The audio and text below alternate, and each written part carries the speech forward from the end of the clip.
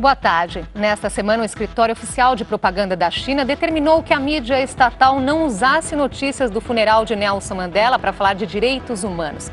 E menos ainda tocar em outros assuntos considerados sensíveis, como aqueles relacionados ao líder tibetano Dalai Lama. Já no mês passado, os deputados federais Walter Feldman e o pastor Eurico viajaram à Índia, onde se reuniram com Dalai Lama. Isso apesar do governo chinês ser contra a viagem, alegando que ela seria lesiva à relação com Pequim. Para falar sobre essa experiência, nós convidamos para o JC Debate o deputado federal Walter Feldman, do PSB de São Paulo. Temos ainda a presença do professor Alexandre Uehara. Ele é diretor acadêmico das faculdades Rio Branco e desenvolve pesquisas sobre questões asiáticas, integração e relacionamentos regionais. Boa tarde, muito obrigada por ter aceitado o nosso convite. Vamos começar a deputagem sobre a situação do Tibete. Há 54 anos no exílio, o Dalai Lama acusa a China de ter transformado o Tibete em um inferno e de ter matado centenas de milhares de tibetanos.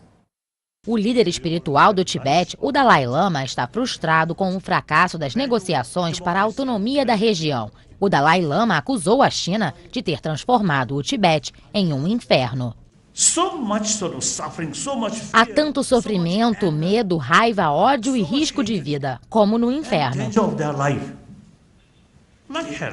Nas ruas de Dharamsala, considerada a verdadeira capital do governo tibetano, a raiva entre os exilados é evidente. Muitos nasceram na cidade indiana e nunca estiveram em sua terra natal. Os mais velhos têm familiares no Tibete, mas perderam o contato com o passar dos anos.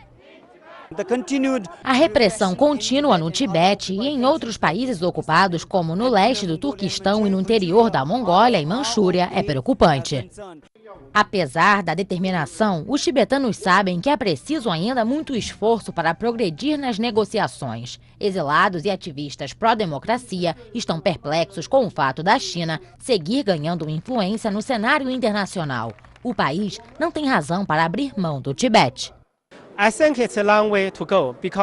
Ainda há muito que percorrer, porque o regime chinês é muito forte, usa suas armas para controlar as pessoas, mas a crise econômica faz com que os países ocidentais deem mais atenção aos assuntos econômicos. Ainda assim, o Dalai Lama garante que vai seguir com a campanha para um dia retornar ao Tibete, nesta vida ou na próxima encarnação. E ele retorna ao Tibete? É dramática a situação. A matéria mostra muito bem, eu diria que é um verdadeiro genocídio em relação ao Tibete. Em 49, como disse o professor, há uma invasão da China, considerando que o Tibete sempre foi um território chinês, o que historicamente e geograficamente não corresponde. Houve uma invasão, em 59 o Dalai teve que sair, senão a sua própria vida estaria comprometida. Uma legião de tibetanos o seguiram, hoje instalados em grande parte em Dharamsala, mas também em muitos pontos da Índia. Tem 140 mil tibetanos vivendo na Índia, tentando preservar a cultura, a tradição, a religião. E no Tibete é um verdadeiro massacre, seja do ponto de vista da religião. Havia 6 mil monastérios ou templos, hoje tem 13. Nós estamos vendo que a imagem para saber exatamente qual que é a localização do Tibete.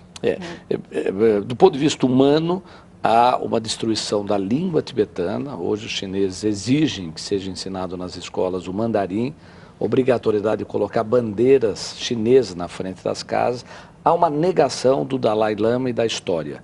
E o mundo não reage de maneira consistente, até porque o poderio econômico da China impede que os governos tenham a liberdade de se manifestar em relação aos graves direitos humanos que estão sendo lesados. O que é importante ressaltar é que, e não sei se está claro para as pessoas, que hoje o Dalai Lama, apesar de representar o governo, ele não está no Tibete, ele está fora do Tibete. Então ele é um governo e as pessoas, quando falam com ele, falam como representante do Tibete, mas ele está fora, ele está na Índia atualmente, né? Tanto que chama governo no exílio.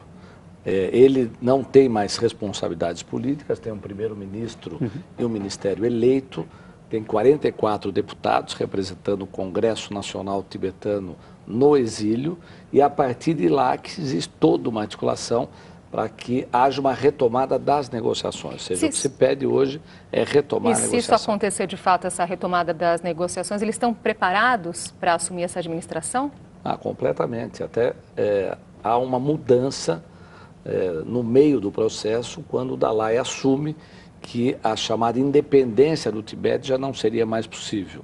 Então, hoje se admite que o Tibete faz parte da China, até para que haja uma negociação que eles chamam de caminho do meio, que seria uma autonomia da província tibetana. Ou seja, faria parte da grande China, mas teria uma autonomia administrativa, religiosa e cultural. E essa experiência de autonomia é uma coisa que a China já tem, o governo de Pequim, né, o próprio Hong Kong, Shanghai, que são hoje províncias autônomas. Elas estão ligadas à soberania política do governo de Pequim, mas elas são autônomas. E eu creio que assim, a ideia de independência do Tibete é totalmente inviável, porque se nós pensarmos hoje em regiões da China que compõem o território chinês, as áreas que são autônomas hoje, ou que estão demandando uma autonomia, representam 40 ou mais de 40% do território chinês. E é óbvio que assim, não é de nenhum interesse do governo chinês de conceder essa independência a esse território, senão criaria um precedente muito perigoso. Qual é o maior interesse econômico da China no Tibete? Neste momento, é uma área importante, né? Aí sim, pensando em termos de integridade política no primeiro momento, né, que isso como eu falei, é fundamental, né, não criar esse precedente, e depois é uma área em que faz divisa com o Oriente Médio também. Então, ali é um espaço importante em termos políticos e estratégicos para a China. E teria um outro dado, hoje 50% da população mundial vive nessa área geopolítica, incluindo só China e Índia, Nepal, Butão, Camboja, Vietnã, 50% da população vive aí. E 10 rios que abastecem toda essa região nascem exatamente no platô tibetano. Então, tem uma estrutura de interesse geoestratégico fundamental, além de muitos minérios. Então, há uma economia de forte interesse chinês nessa região. Muito obrigada pela presença de vocês. Eu que agradeço. Obrigado.